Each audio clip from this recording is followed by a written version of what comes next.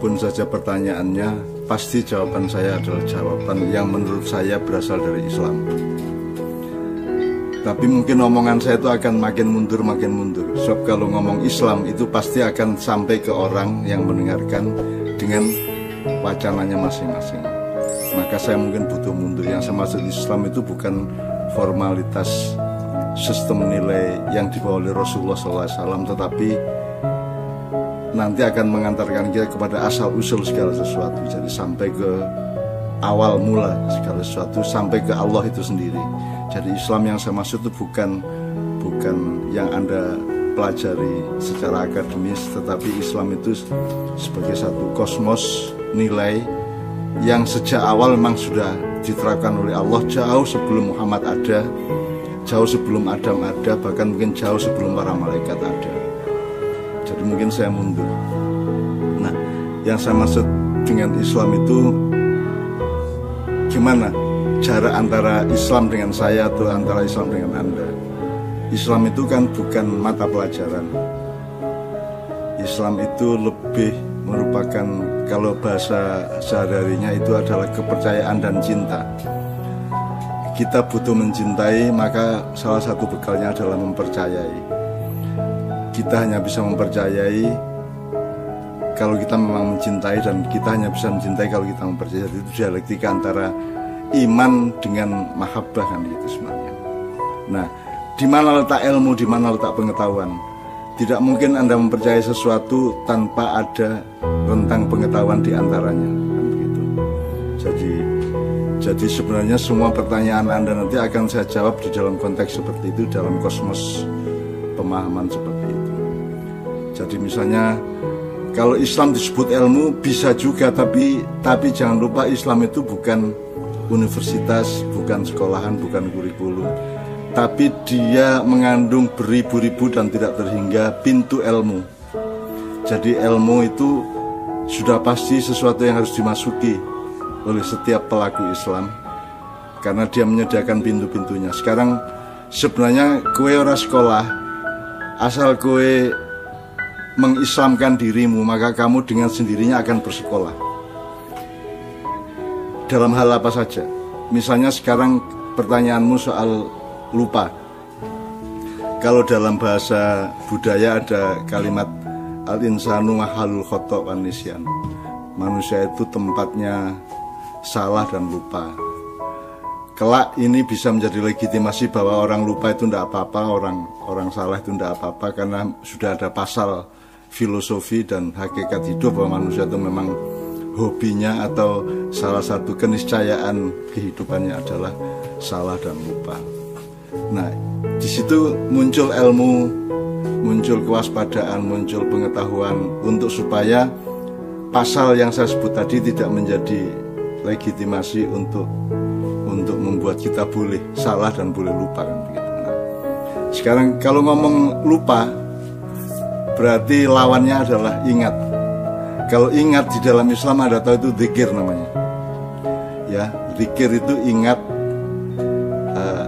ya tadzakar itu mengingat, mudzakarah itu adalah ego atau perilaku untuk selalu mengingat sesuatu. Kemudian tadzkirah juga ya. Kemudian ada, nah dzikir kan salah satu tradisi utama spiritualnya orang Islam.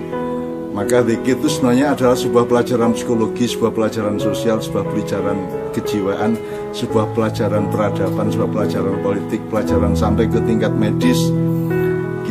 Kita jangan sampai lupa bahwa kita ini adalah, jadi gini, kan sekarang kalau ngomong ngomong lupa berarti ngomong ingat. Kalau ngomong ingat berarti ngomong dzikir. Kalau ngomong dzikir berarti yang berzikir itu kan bukan hanya peristiwa kesementaraan manusia menghafalkan sejumlah kata dari Al-Quran atau dari kiai, dari Nabi untuk kita dzikirkan. Dzikir itu artinya adalah pelajaran tentang bahwa yang punya ingatan atau memori pada manusia kan bukan hanya pengalaman sejarahnya, gennya juga punya, DNA-nya juga punya ingatan, sel-selnya punya ingatan. Bahkan benihnya ketika Allah mentakdirkan dia menjadi manusia kan sudah ada ingatan tentang perjanjian antara kita dengan Allah yang kita tidak ingat. hampir 100% manusia tidak ingat itu. Karena apa? Karena memang sering kita omongkan bahwa yang namanya pendidikan itu sebenarnya adalah metode untuk mengantarkan murid mengingat-ingat apa yang harus dia ingat, dan mungkin di satu pihak melupakan apa yang sebaiknya dilupakan, misalnya dendam, sakit hati, dan itu urusannya bermacam-macam. Tapi sekarang, jadi sebenarnya kalau kita ngomong Islam bukan ilmu. Islam itu cinta dan kepercayaan. Tetapi untuk menjalankan dialektika antara cinta dan iman, itu kita membutuhkan pengetahuan, membutuhkan ilmu. Nah, maka ilmu bukan substansinya, ilmu adalah torikotnya, ilmu adalah caranya, ilmu adalah pintu-pintunya untuk memasuki. Jadi misalnya gini, sekarang kamu menjalani Islam saja dengan urut, itu sudah sebuah kurikulum universitas yang luar biasa. Misalnya kalau di Ma'iyah kita mengenal ada proses tadris atau tadarus, kemudian ada proses ta'lim, dan ada tahap ta'rif, ada tahap ta'dib misalnya. Jadi ingatkan supaya nggak lupa kan harus ingat. Untuk ingat kan harus tahu yang diingat itu apa. Maka dibutuhkan sejak kecil harus ada tadris atau tadarus. Jadi anak kecil di TK sampai SD itu mengenali barang-barang yang nanti sampai tua harus kamu ingat, kan begitu kan? Ini tanah, ini pasir, ini katel, ini gunung, ini bukit, ini pohon, ini Allah, ini Nabi, ini segala macam. Jadi itu namanya tadris. Mengidentifikasi atau mendaftari segala sesuatu yang nanti kita rekap, yang mana yang harus kita ingat selamanya, mana yang boleh kita lupakan, mana yang penting pada saat tentu kamu ingat misalnya. Itu kan ada nanti di dalam dialektika sosial ada daftarnya, ada kepantasannya masing-masing. Misalnya kamu punya istri, jangan sampai tidak ingat hari ulang tahunnya misalnya, kalau enggak nanti kamu celaka umpamanya gitu. Nah, jadi soal lupa dan ingat saja sudah ada mata pelajaran yang luar biasa banyak. Jadi tadarus atau tadris adalah mengenali apa-apa yang perlu diingat.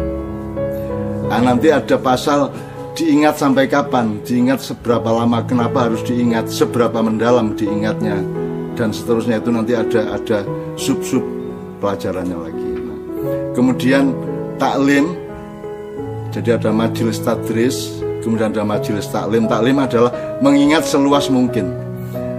Untuk bisa mengingat hal-hal secara luas berarti harus seluas mungkin pengetahuan kita. Maka menjadi Islam adalah orang yang selalu mencari pengetahuan. Karena kita harus ingat seluas-luasnya. Dari peta kecamatan dan desa kita, kabupaten sampai nasional, sampai dunia, sampai Milky Way, sampai supernova, sampai galaksi yang tidak terbatas, sampai di luar ruang itu ada ruang apa tidak, dan seterusnya, sampai kita nggak bisa membayangkan bahwa ruang harus terbatas. Tapi kalau ruang itu terbatas, di luar batas itu ruang apa bukan, kan begitu. Tapi kalau ruang itu tidak terbatas, kita juga tidak bisa mencapainya. Jadi itu saja sebuah bahan untuk zikir yang luar biasa. Kalau manusia ingat tiap hari, maka dia tahu bahwa dia tidak berdaya, dia sangat kecil, dia sangat kerdil, dia sangat debu, dia sangat tidak berarti apa-apa di tengah alam semesta ciptaan Allah. Terus kalau ta'rif adalah mengingat sedalam-dalamnya, kalau taklim mengingat seluas-luasnya, kalau ta'dib adalah aplikasi dari keduanya tadi.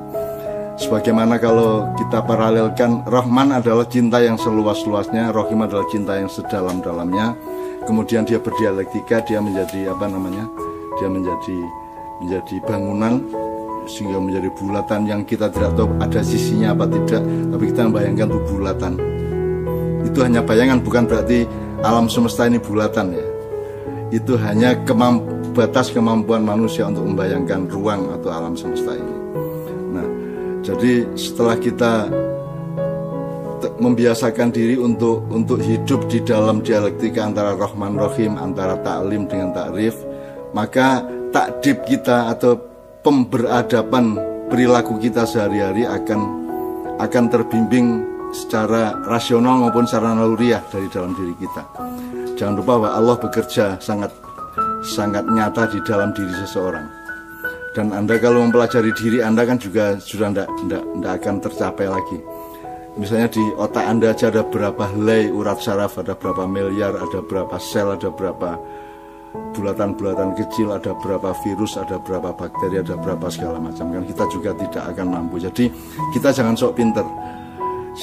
Jadi tidak berarti Islam itu tidak pro terhadap ilmu. Islam itu iman dan cinta, tetapi ilmu diperlukan. Nah, kalau Anda memperlakukan Islam hanya dengan ilmu, Anda akan mati di tengah jalan karena Anda tidak akan mampu mencapai apapun.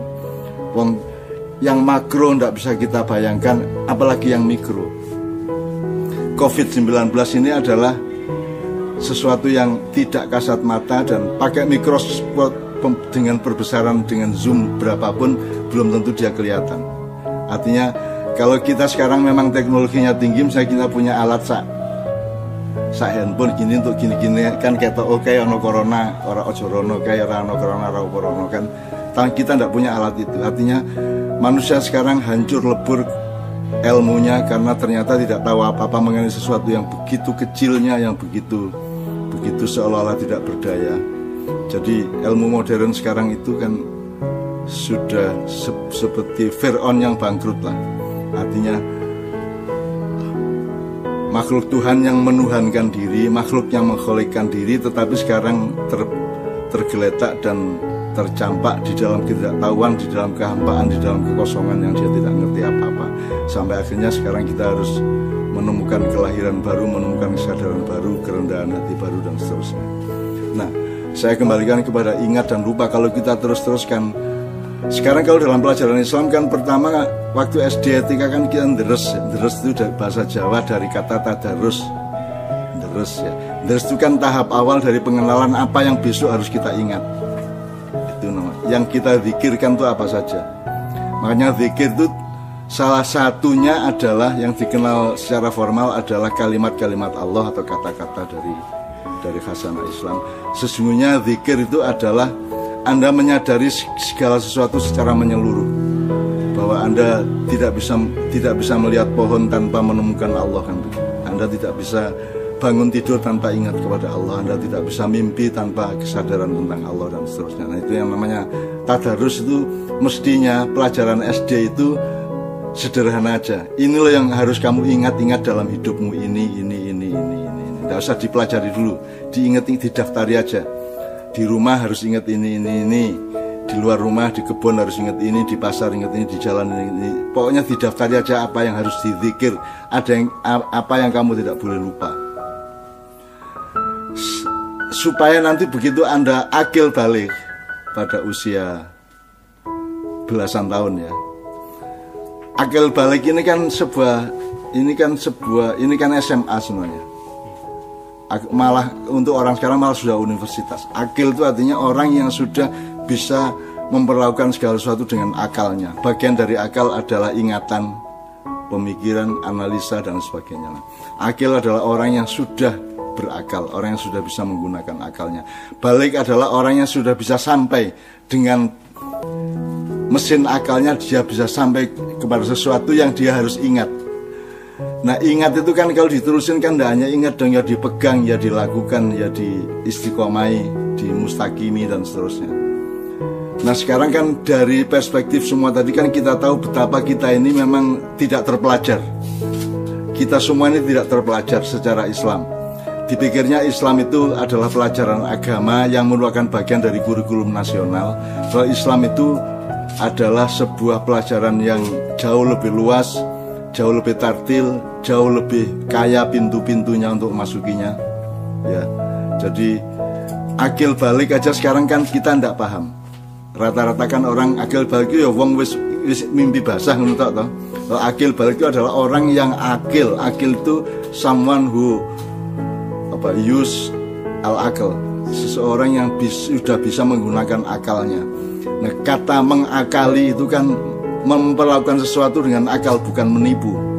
Nah, kita kan sudah ditipu oleh kebudayaan kita berpuluh-puluh tahun, mungkin berabad-abad, bahwa mengakali itu sama dengan nguri'i kalau bahasa Jawanya. Bahwa mengakali adalah memperlakukan sesuatu secara atau dengan akal. Nah, balik itu mencapai. Jadi perjuangan mengakali sesuatu sampai akhirnya mencapai sesuatu itu. Nah, sesuatu itu nanti kita pegang benar untuk kita zikirkan, untuk kita wiridkan.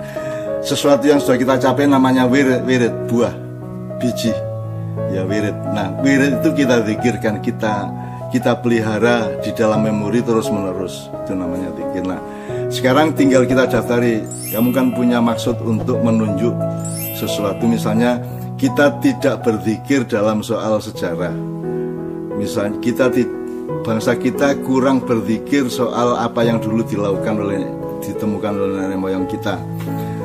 Kenapa dulu kita tidak boleh duduk di atas bantal? Kenapa kita dulu tidak boleh tidur siang? Kenapa waktu maghrib kita jangan sampai ngantuk? Kenapa waktu subuh kalau bisa jangan tidur lagi? Kenapa kalau kan banyak sekali yang kita pikir itu klenik kita, karena kita ini sok modern, sok hebat. Kalau orang modern kan cirinya gini, kalau dia tidak tahu disebut salah kan gitu. Terus dia ejek kan gitu. Padahal kan urusannya kan dia belum tahu. Sama dengan Tuhan diperlakukan oleh orang modern. Tuhan itu tidak bisa dibuktikan secara akademis, maka dia tidak ada. Sampai Stephen Hawking pun mengatakan Tuhan tidak ada. Seolah-olah manusia itu punya kemampuan untuk menyebut ada dan tidak ada, padahal dia adalah sebuah ada yang sebenarnya tiada, sesuatu yang hanya diada-adakan oleh Allah, satu simulasi semestawi yang sangat besar yang diciptakan oleh Allah. Karena kamu merasakan manis saja itu kan karena ada alat di lidahmu untuk merasakan manis gitu kan. Kalau alat itu sama Allah dicabut kan kamu tidak bisa merasakan manis. Dan itu berlaku untuk segala hal yang lain. Jadi seluruh kepandaian manusia, seluruh ilmu manusia itu batal ketika receivernya atau alat atau softwarenya, hardwarenya itu tidak berlaku. Nah, jadi kembali ke soal lupa tadi. Nah, sekarang kita tinggal mendaftari bangsa